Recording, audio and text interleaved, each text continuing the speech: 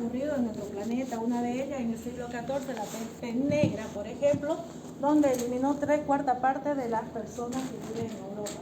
Sin ir muy lejos, la epidemia de COVID-19 también ocasionada por un virus donde millones de personas fallecieron, ¿no? Entonces, gran parte de los microorganismos que han producido epidemias han sido sujetos de estudio y de investigación. ¿Para qué? Para que nosotros tengamos el derecho de poder seguir viviendo en este mundo, seguir adaptándonos y buscar la forma de sobrellevar estos microorganismos perjudiciales para nuestra salud. No sé si vieron la película Guerra de los Mundos con Tom Cruise. Ustedes estaban en pañal. Pero sí, alguna vez la ven. Guerra de los Mundos, se trata de los extraterrestres llegan a dominar el planeta, se llevan los humanos, no se puede traer mucho pasaje y todo. Háganse toda la idea, van a hacer la idea de Tom Cruise como le gusta la acción, ¿cierto?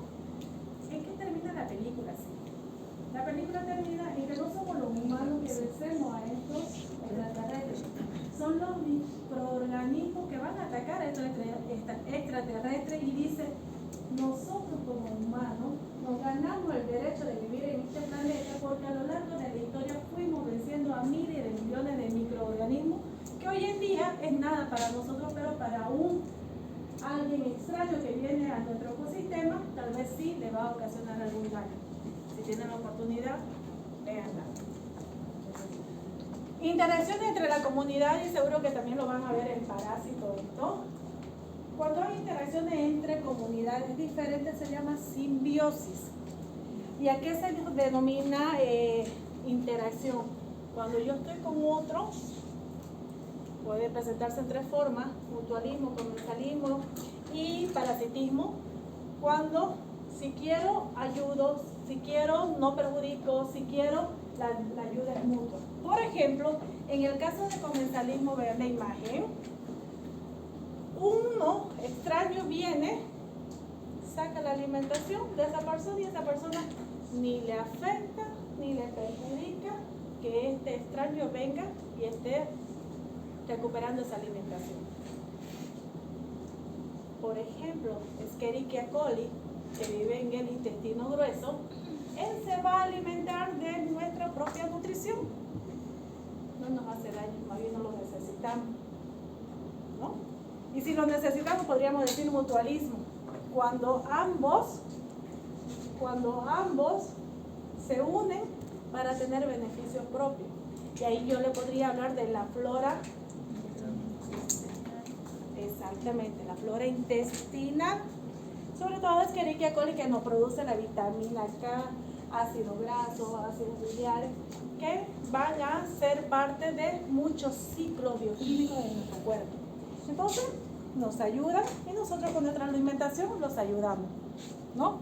Y el parasitismo, cuando uno de ellos se aprovecha de la alimentación y lo va a perjudicar. N cantidad de parásitos podríamos hablar en este caso, ¿no? Tipos de microorganismos, y aquí no me voy a detener tan extenso porque esta parte ustedes conocen bastante. Sin embargo, decirles, hablamos de células eucariotas y procariotas, o eucariontes y procariontes. Solo las bacterias son procariontes, no hay más. Solo las bacterias son procariontes. Por lo tanto, dentro de las eucariontes, célula animal, célula vegetal, hongos, parásitos, pueden entrar acá. Ya hablé de bacterias, hongos, parásitos. ¿Qué me falta? Virus. Y los virus son parásitos intracelulares. Sucede que los virus son muy pequeñitos y los virus son muy simples. No tienen más que un ADN o ARN, vamos a decirle material genético, envuelta en una capa de proteína, una cápsula. Nada más es un virus. Es muy simple su composición. Muy simple. Sin embargo, ¿por qué digo un parásito intracelular? Porque el virus necesita la célula de su huésped para agarrar la maquinaria y poder hacer todo lo mismo que quieren hacer los microorganismos: multiplicarse, dividirse y expandirse. reproducirse. Entonces, sí o sí necesita de la maquinaria de una célula huésped para poder tener la capacidad de multiplicarse y seguir viviendo. Por lo tanto, es acelular el virus. ¿Ya? Aquí solamente para mostrarle la diferencia entre célula eucarionte y procarionte, sobre todo en el núcleo radica la diferencia. No se olviden, las bacterias son las únicas unicelulares procariontes, no hay más dentro de los procariontes. Aquí el ejemplo es una célula procarionte con todas sus partes. Vamos a hablar de cada una de ellas, no se preocupen, es lo que me interesa para que más adelante podamos entender muchas cosas. Dentro de la célula eucarionte, ustedes ya saben, son células más grandes, más especializadas, ¿no? No nos vamos a quedar ahí. Hablamos entonces de las procariontes. ¿Quiénes eran procariontes? Las bacterias. No hay más.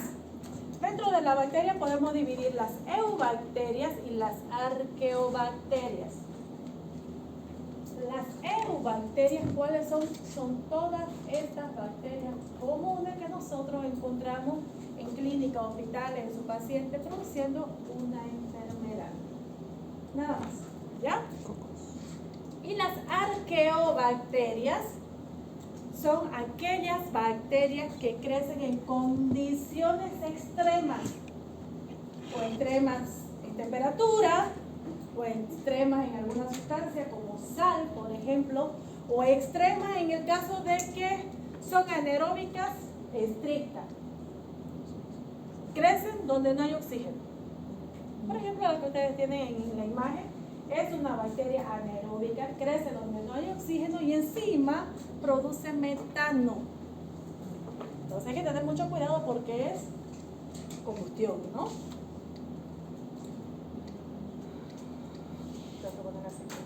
Bacterias, entonces empecemos hablando de las bacterias y de características que tienen las bacterias en general. No las tienen todas. Necesito que cuando yo ya les diga, empecemos hablando, por ejemplo, Streptococcus es una bacteria aeróbica estricta que presenta cápsula. No le voy a decir para qué la cápsula, porque es aeróbica estricta, hoy lo vamos a aprender acá. Más adelante yo ya solamente voy a dar esos conceptos y ustedes ya van a saber a qué me refiero. ¿Ya? Bacterias, y seguramente que todos han escuchado en algún momento sobre las bacterias, ¿no? En general. Son microorganismos unicelulares, son procariontes, intervienen en procesos como la fermentación y pueden causar enfermedades. Las vamos a clasificar según 5 formas para clasificarla. La primera, su forma y agrupación, requerimiento de oxígeno, por cómo van a crecer, el óptimo de la temperatura para crecer. El pH en el que se desarrolla es muy importante porque si nosotros queremos ver las bacterias, y las van a ver ustedes las bacterias en práctica, nosotros tenemos que darle un medio adecuado para que éstas puedan crecer y son los medios de cultivo. Y estos medios de cultivo deben tener un pH adecuado para que ellas puedan crecer también, ¿no? Y por su forma de nutrición. Empecemos por su forma y agrupación. Si las bacterias son redondeadas, vamos a decir que son cocos. Si yo les digo con el término Staphylococcus, Streptococcus o Streptococo, ya saben ustedes que tiene una forma redondeada. Solamente con la terminología. ¿Ya? Si están en pareja, podemos decir que son diplococos. Si están formando cadena, estamos ante el género Streptococcus. Si están agrupados en forma irregular o como racimo de uva, vamos a decir que estamos enfrente del género Staphylococcus. Vamos a otra forma, una forma alargada, una forma de bastón, van a ser los bacilos.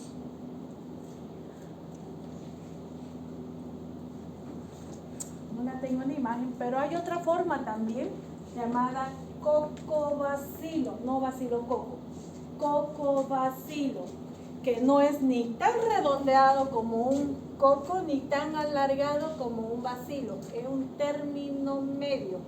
Y yo voy a utilizar esta forma, sobre todo con el género Acinetobacter. En su momento lo vamos a ver. Me falta esa parte aquí en su forma. Otra forma, la forma de espirilo como alas de gaviota, la forma espiral, las espiroquetas, la forma de coma, vibrio. Entonces hay bacterias que tienen esta forma, entonces yo ya les voy a ir indicando y ustedes ya van a ir imaginándose qué forma tienen esas bacterias, ¿ya?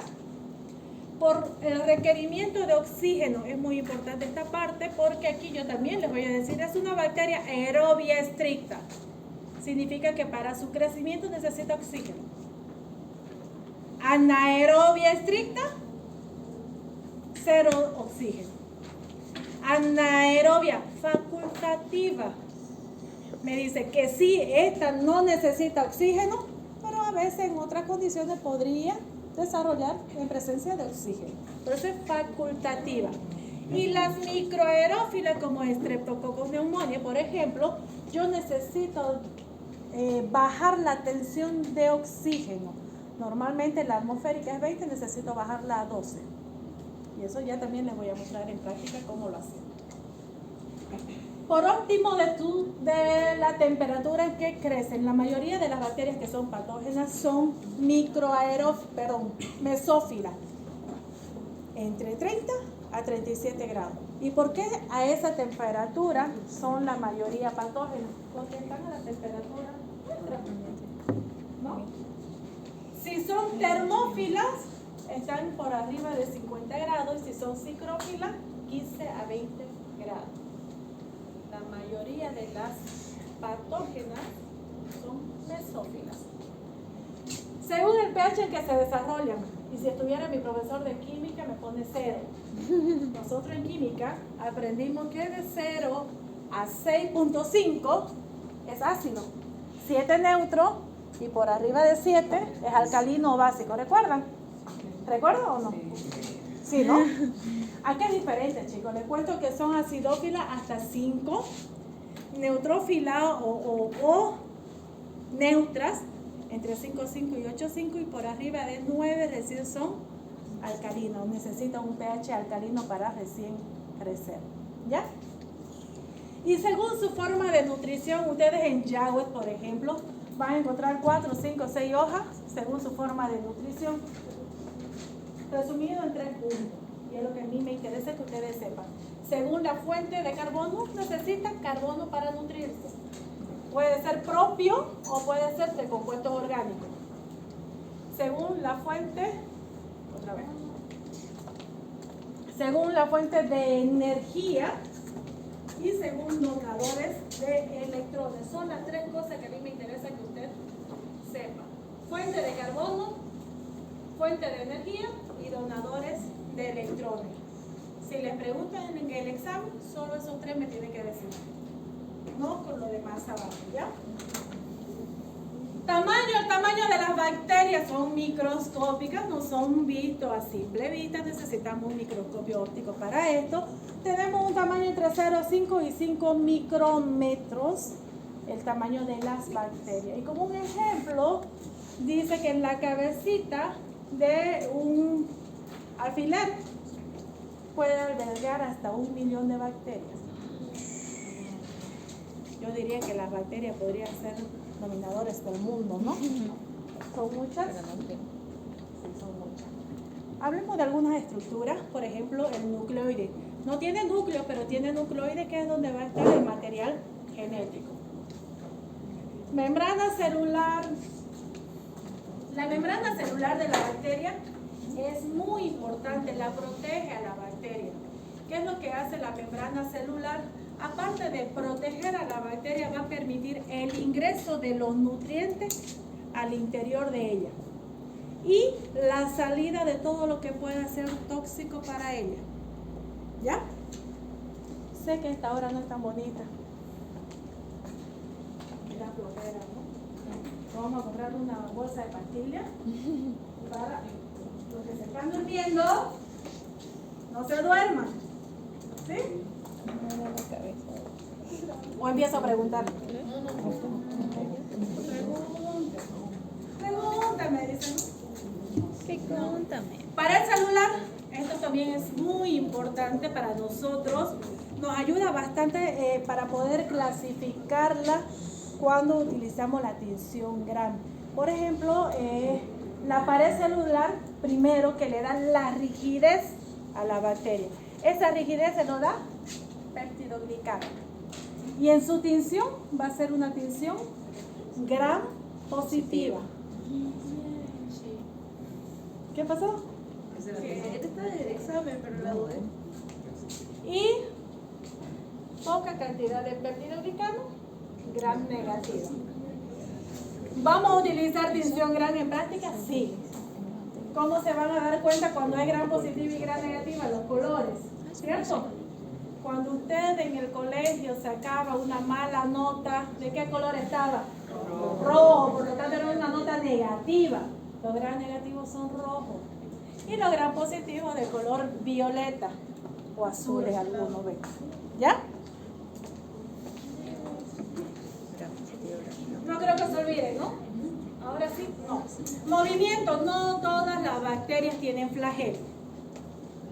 Tengo que recalcar eso. Algunas bacterias sí presentan flagelo y otras son inmóviles. Flagelo no es más que un apéndice que tiene como un motor, que es el que va a hacer girar a la bacteria y va a permitir que ésta se mueva. Ahora bien, cuando ustedes hacen un examen en fresco, no sé si hicieron ya en parásito, cuando hagan, ustedes en el microscopio van a observar que todas las bacterias están en movimiento. Y no es que estén en presencia de solo bacterias con flagelo. Ahí ocurre es llamado el movimiento browniano de las bacterias. No es más que una reacción física. Un medio líquido que está entre porta y cubre. El medio líquido está entre porta y cubre, y esa fricción que hace del medio líquido con esas partículas que hay en el interior hace notar como que todo está en movimiento. No piensen que solamente hay bacterias con flagelo ahí. ¿Ya? Cabe recalcar esta parte. Ahora bien, cuando hablamos de flagelos, también tengo que decirle que tienen su nombre de acuerdo al lugar que ellos se encuentren. Por ejemplo, si están de un solo polo, monotrico. Si dentro de un mismo punto salen varios flagelos y están en ambos polos, lofotrico. Si es solamente un flagelo en ambos polos, anfitrico. Y imagínense una bacteria así, con abundante flagelo en todo el cuerpo de la bacteria. Eritrico, Proteus, Salmonella. Son ejemplos de este tipo de flagelo dentro de la bacteria. Ahora bien, las pilosidades y fimbrias muchas veces son confundidas con flagelias. Vamos a hacer diferencia. El flagelo dijimos que era un apéndice que sale o una extensión. Perfecto. Cuando hablamos de pilosidades y fimbrias, estas pilosidades crecen desde el interior de la bacteria. Cuando yo hablo de fimbrias, estoy hablando de los pelos cortos. ¿Cuál es su función? Adherirse. Adherirse a la célula huepa y de acá nadie me saca, ¿no? En cambio, las pilosidades o el pili son estos pelos largos. ¿Cuál es la función? Conjugación bacteriana. Intercambio de material genético entre bacteria y bacteria. Esa es la función. ¿Sí? Muy diferente a lo que es flagelo. No todos lo tienen. Cuando hablemos de cierta bacteria, le voy a decir, tiene fibria, tiene pilis, no tiene flagelo. Y así vamos a ir hablando. Ustedes ya se van imaginando cómo es la bacteria. Hablamos de endospora. Pareciera que tiene una burbuja en el interior de la bacteria que muchas veces la puede deformar la bacteria o puede permanecer sin deformarla. Endo, en el interior, ¿no? Endoespora. ¿Pero qué son las esporas o las endoesporas? Es la forma de resistencia que tiene la bacteria para ser destruida. O sea que ni a 100 grados de temperatura, ni dejándolo al sol, rayos UV 2 minutos, no la destruimos esta bacteria. La única forma de destruir este tipo de bacteria con endoesporas es la esterilización. Por eso es que el concepto de esterilización, un concepto cortito, dice, se llama esterilización a todo tipo de eliminación de vida microbiana, incluyendo esporas.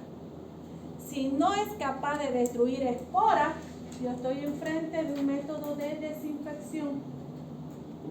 Si destruyo esporas, esterilización. Ahora sí, no todos la tienen. Ahora, fíjense qué tal que esa bacteria encima tenga cápsula.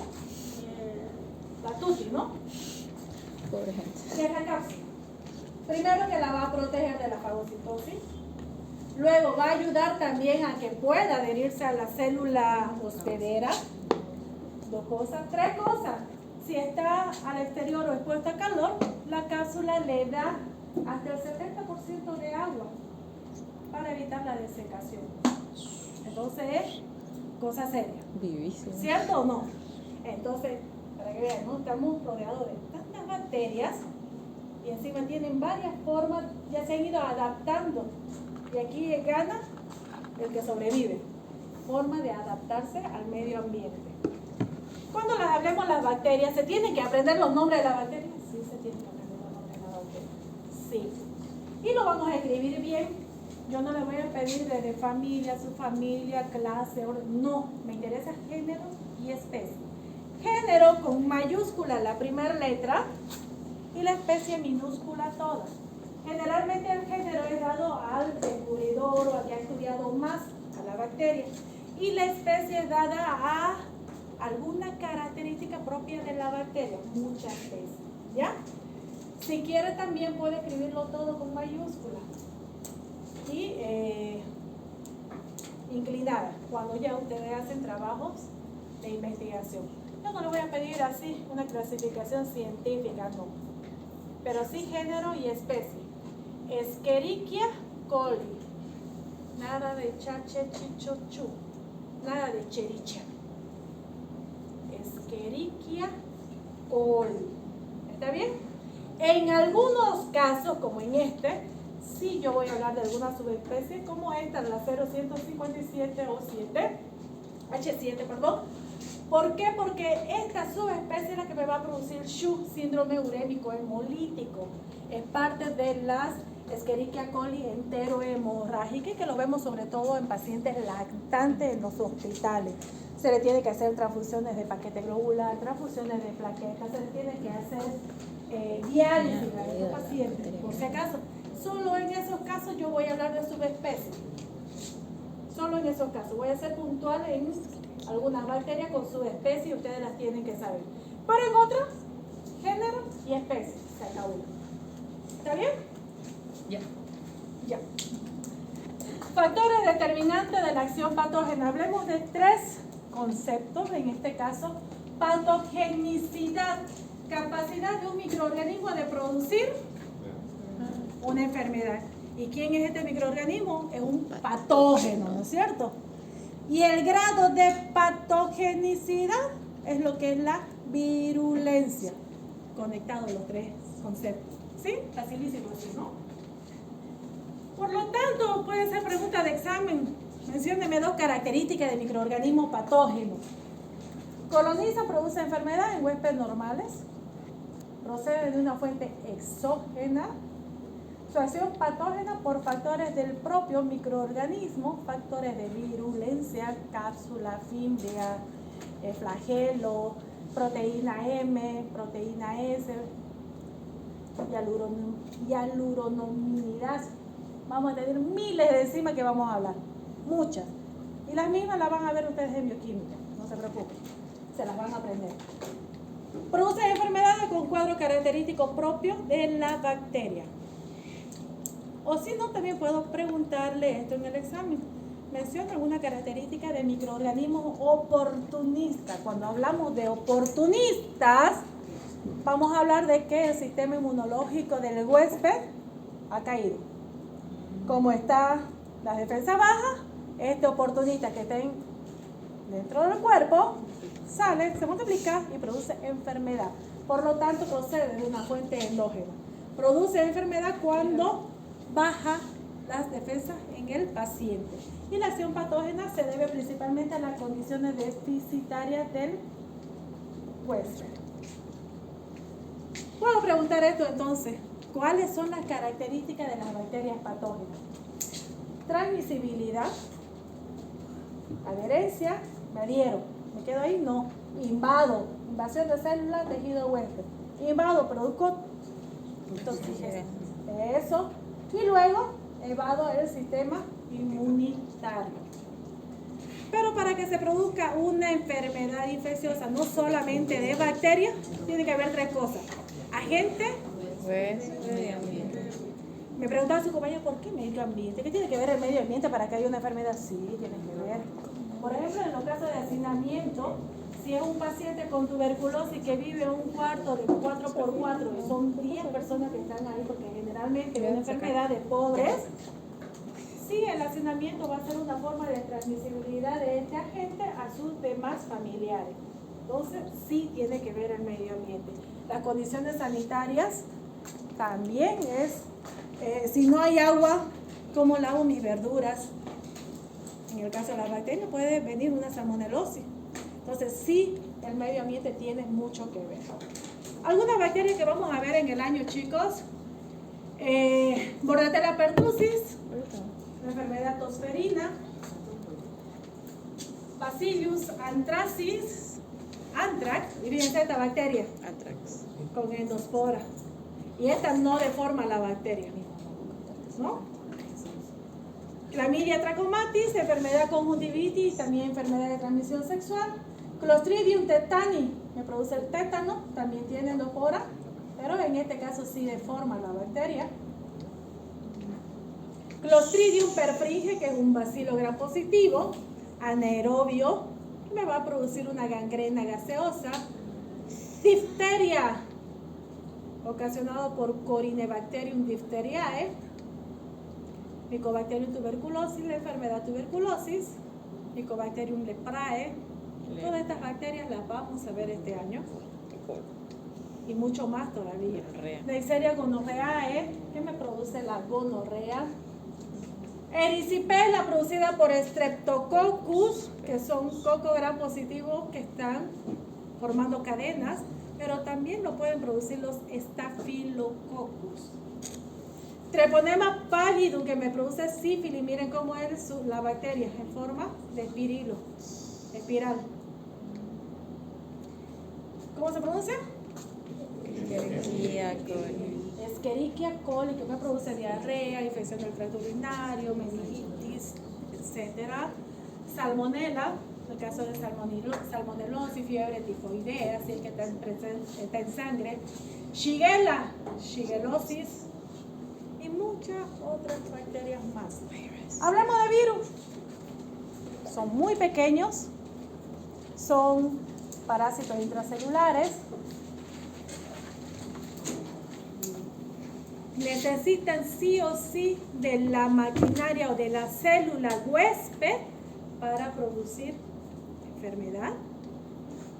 Dicen, mire bonito, ¿no? Trocitos de herencia buscando un cromosoma. Suena bonito. Son parásitos intracelulares obligados. Si no está dentro de la célula, es un virus extracelular, se llama virión. Pregunta de examen. Si hago la comparación de tamaño de una bacteria y un virus, este es una Escherichia coli, y miren cómo son los diferentes tipos de virus, sus tamaños.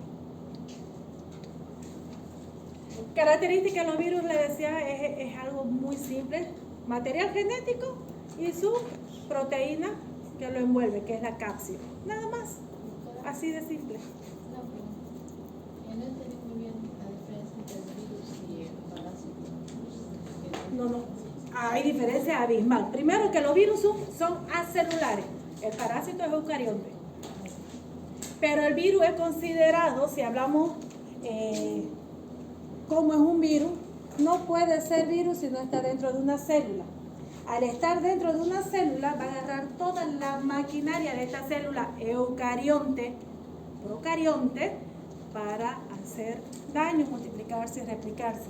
Cuando dije procarionte, ¿a quién me refería? Entonces, ¿hay virus que parasitan bacterias? Sí, son los bacteriófagos o fagos. Es más, yo creo que ustedes ya van a aplicar esta terapia de fagos. Hoy están muy avanzados los estudios de los bacteriófagos. Lean si pueden leer un poquito más. Estamos en una era donde hay multiresistencia a los antibióticos. Han leído sobre eso, ¿no? Sí. Las bacterias están multiresistentes a los antibióticos, no se automediquen porque van a producir bacterias multiresistentes, Eso ya de hace mucho. Por lo tanto, ya no se está trabajando en antibióticos de amplio espectro. Se está trabajando en esto, en los bacteriófagos. Ustedes, yo creo que ya van a hacer esa terapia donde van a colocar estos fagos a su paciente que tengan una enfermedad infecciosa por una bacteria multiresistente. Entonces este fago va a ir a buscar